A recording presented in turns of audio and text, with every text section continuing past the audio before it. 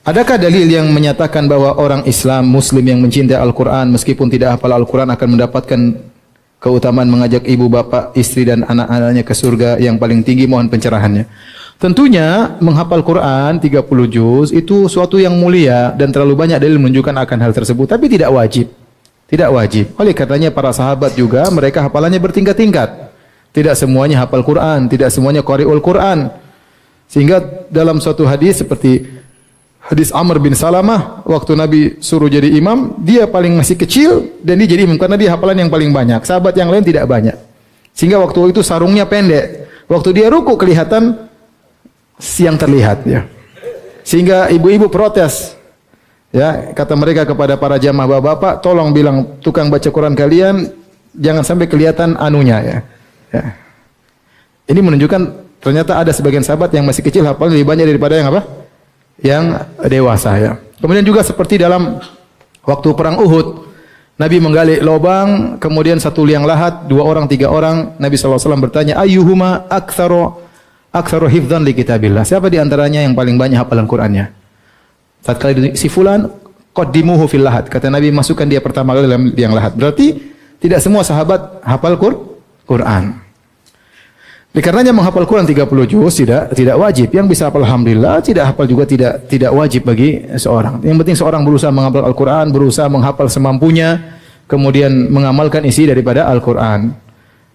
Apakah kalau dia tidak hafal Quran dia bisa membawa orang tuanya ke surga yang tinggi? Mungkin karena Allah berfirman dalam Al-Quran dalam surat At-Tur, walladzina amanu wattaba'athum dzurriyyatuhum biimanin alhaqna bihim dzurriyyatahum wama alatnahum min amalihim min syai'. Dan orang-orang yang beriman, kata Allah.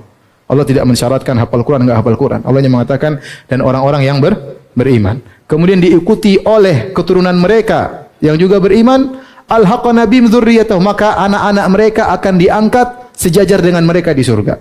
Kata para ulama maksudnya apa? Dengan keberkahan orang tua, kalau ada anak mereka beriman, meskipun keimanan mereka tidak setara dengan orang tua, bisa diangkat derajatnya bersama dengan orang tua dalam satu derajat surga, dalam satu derajat surga. Kata Allah, "Wa ma alatnahum min amalihim min syai'." Untuk mengangkat anak-anak kepada derajat orang tua tidak perlu mengurangi derajat orang tua.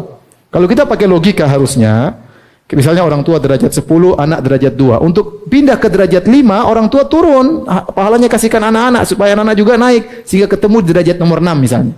Tapi kenyataannya tidak demikian. Kata Allah, "Wa ma alatnahum min amalihim min syai'." Kami tidak mengurangi derajat orang tua sama sekali. Anak yang di derajat 2 dinaikkan ke derajat 10 bersama orang tua.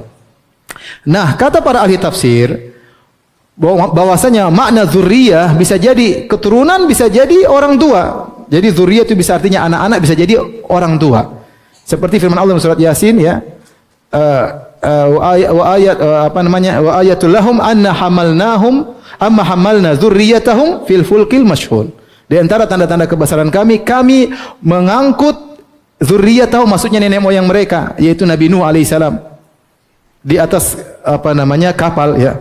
Berarti dzurriyyah bisa artinya juga apa?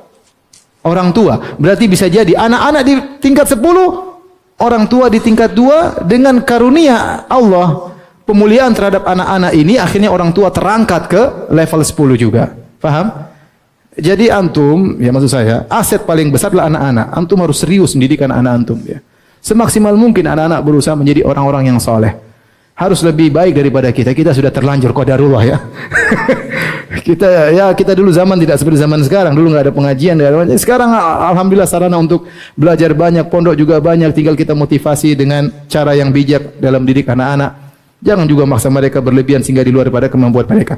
Tapi intinya untuk mengangkat orang tua pada derajat yang tinggi tidak harus hafal Quran. Keimanan bisa diperoleh dengan banyak cara. Seorang bisa menjadi beriman dengan banyak salat malam, seorang bisa beriman dengan akhlak yang mulia, seorang bisa beriman dengan banyak bersedekah, seorang bisa beriman dengan hafal Quran, seorang bisa beriman dengan berdakwah, seorang bisa beriman dengan berbakti kepada orang tua, banyak.